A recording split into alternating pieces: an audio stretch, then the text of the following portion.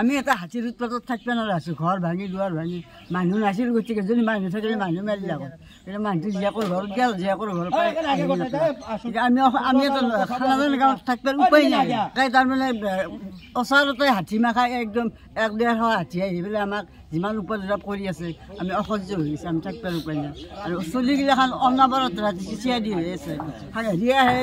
ফৰেষ্টৰ মানুহ আহে সিহঁতে পিছত থাকে আগত দেখি আমাৰ গাঁৱৰ মানুহ যাব সিহঁতে পিছত থাকি দুটা এটা বোমা মাৰিব গুচি যাব কিন্তু আমাৰ থাকিবৰ উপায় নাই আমি কেনেকৈ থাকোঁ আমাক কিবা এটা ব্যৱস্থা কৰি দিব লাগে চৰকাৰে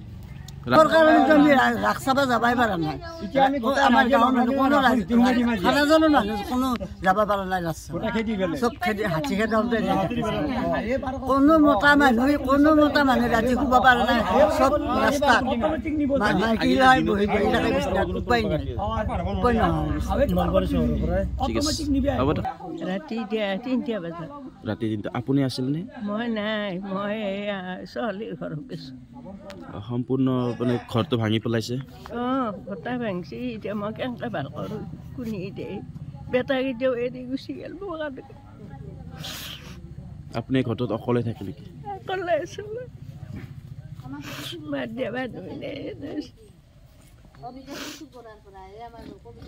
গাঁঠি দিয়া মানুহ নে কামলা লাগে 400 লগা আছে আজিকালি হাজিৰে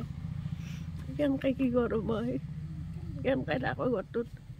খাব পালেও নাপালেও ঘৰটোত কিবাকৈ আছিলোঁ মই কি কৰিছিলোঁ মই এখানে আহ্বান কৰোঁ যাতে আমাৰ হাতীকেইটাৰ পৰা অতি সোনকালে লৈ যায় গতিকে আমি সদায় ৰখোঁতে তাৰমানে আমাৰ মাত ভাঙি গৈছে আমাৰ খেতি বাতি খাই নোহোৱা কৈছে ঘৰ ভাঙি নোহোৱা কৰিলাক গতিকে আমিও বেমাৰী হৈ গ'লোঁ আমাৰ গাঁওখন গতিকে চৰকাৰে কি কৰে এখানে কৰক আৰু ফৰেষ্টৰ মানুহখিনি আহিব আহি পেলাই তাৰমানে ছাতিয়া বোমা মাৰি ইয়াৰ পৰা গুচি যায় হাতীকেইটা নদী পাৰৰ আহি ঘৰত হুৰকে ঘৰ ভাঙে গতিকে আমি কি কৰিম আৰু